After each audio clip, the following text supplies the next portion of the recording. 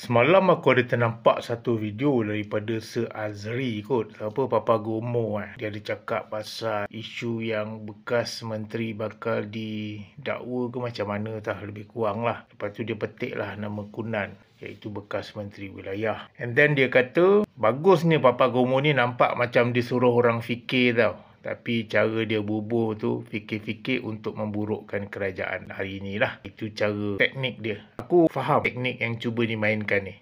Jadi bila aku tengok balik, bila dia sebut Kunan ini siapa? Kunan ini adalah Bendahari UMNO. Jadi kenapa nak kena korek kes-kes lama Bendahari UMNO? Bro, kenapa nak kena korek kes lama orang politik ni? Bro, aku nak cakap satu benda lah bro. Kes jenayah, dia tak ada tarikh luput tau. Contoh kau pernah rogol orang 10 tahun lepas pun, hari ni kalau orang nak buka kes, boleh buka kes. Nak suruh orang fikir betul-betul lah. Kenapa kau bagi perkataan sangkaan macam tu? Kenapa dia patut disiasat? Kenapa dia patut didakwa?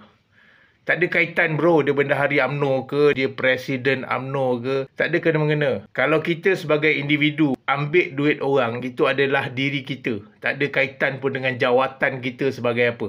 Inilah orang kata taik politik. Sikit-sikit nak kait dengan politik. Kononnya seolah-olah macam Anwar takut hilang kuasa. Bro, Anwar tak pernah lagi tutup sidang parlimen atas alasan darurat macam ada pengecut yang pernah aku tengok. Tak pernah tau. Anwar saya cakap apa lagi? Buat usul undi tak percaya kat parlimen. Simple. Benda kalau kau ada kes, dakwa je lah. Kalau macam tu lah caranya, bila ada jawatan dalam parti tak boleh didakwa, macam tu aku pun seronok tergegeh nak ligan jawatan duniawi yang ada. Betul tak? Sebab aku boleh selamat daripada segala kes-kes jenayah yang ada. Ini kalau ikut dari segi apa yang Papa Gomo cakap lah. Ini yang aku cuba faham apa yang dia suruh kita fikir ni. Aku fikir macam tu lah. Seronok lah bila kita ada jawatan.